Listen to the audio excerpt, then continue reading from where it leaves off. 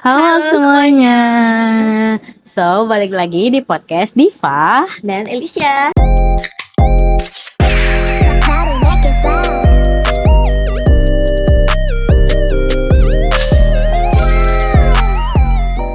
Yeay. Jadi hari ini kita mau bahas apa sih, Sya? Jadi kita tuh mau ngebahas tentang pengalaman kita. Kan aku sebagai anak gap year dan aku sebagai anak yang ngambil lintas jurusan. So, topik podcast kita pada hari ini itu adalah mindset untuk kesuksesan dan pertumbuhan diri. Keren banget gak sih topiknya? Menarik banget, menarik. Bakalan sharing-sharing aja sih. Gak ada yang bener, gak ada yang salah. Iya, betul banget. Siapa duluan nih jadinya? Kan karena linjur kan paling relate banget gak sih sama anak sekolah. Jadi boleh. Kayak Kak Diva dulu aja. Oke. Apa nih? Oke, jadi waktu pertama kali memutuskan untuk linjur nih, apa sih yang paling bikin kamu ragu ataupun takut? Jujur ya, sebenarnya justru dari awal tuh aku pengen kayak lintas jurusan gitu, karena sebuah keadaan yang membuat aku masuk ke jurusan SMA ini, yaitu jurusan bahasa. Sebenarnya waktu mata pelajarannya tuh aku jalanin ya udah gitu, jalanin aja. Cuma kadang tuh pas aku mikir tentang karir aku mau bagaimana, aku kayak merasa kurang sreg, dan aku nggak mau pada waktu itu nggak mau menjadikan belajar bahasa asing itu sebagai mata kuliah utama gitu. Sebenarnya itu adalah sebuah pemikiran yang salah, yaitu fixed mindset, dan itu tuh kurang baik ya guys untuk pertumbuhan kita gitu kan. Keren banget ya. Iya sih kalau linjur gitu. Jujur aku juga sebenarnya ex tata busana. Tiba-tiba linjur juga relate sih.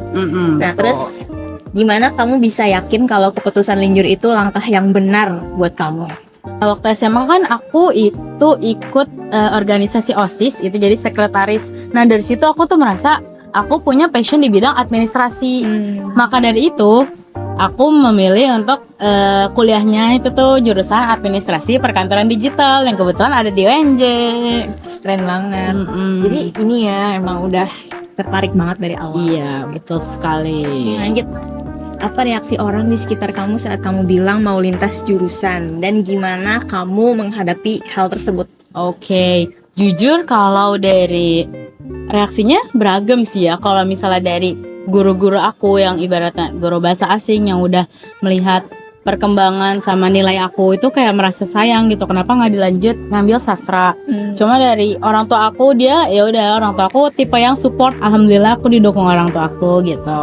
Cuma dari situ aku jadi punya tujuan baru, jadi nggak cuma memperdalam ilmu administrasi, aku juga mau memperluas lagi skill bahasa asing aku gitu sih. Jadi lebih ke didoublein aja gitu.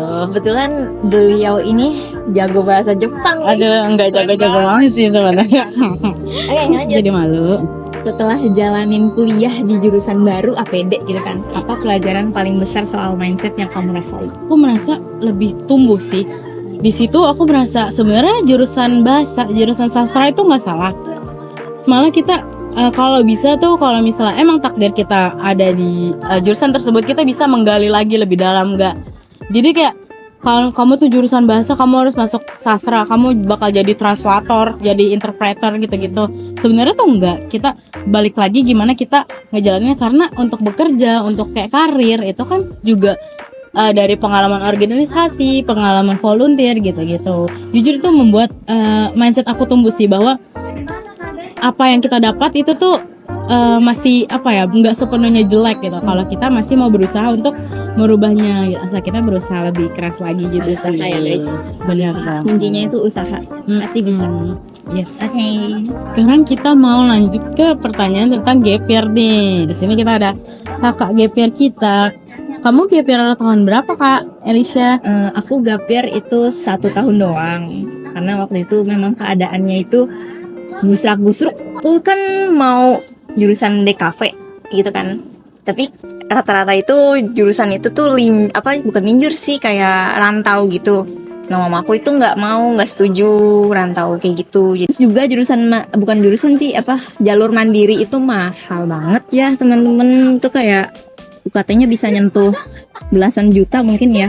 Makanya aku milih untuk gap year setahun. Oh, jadi itu ya alasan utama kamu gap year. Baik. Terus kalau selama kamu gap year nih setahun, apa aja hal yang kamu lakuin supaya tetap berkembang dan gak ngerasa ketinggalan gitu? Kadang memang ngerasa discourage banget kan, lihat teman-teman aku udah pada kuliah, udah pada ikut organisasi. Cuman emang aku punya support system orang tua aku, jadi kayak nggak boleh minder, harus terus tetap belajar gitu. Keren banget guys teman-teman.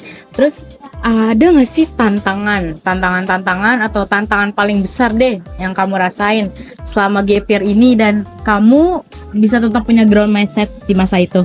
Kan itu pasti masa-masa sulit banget ya sih.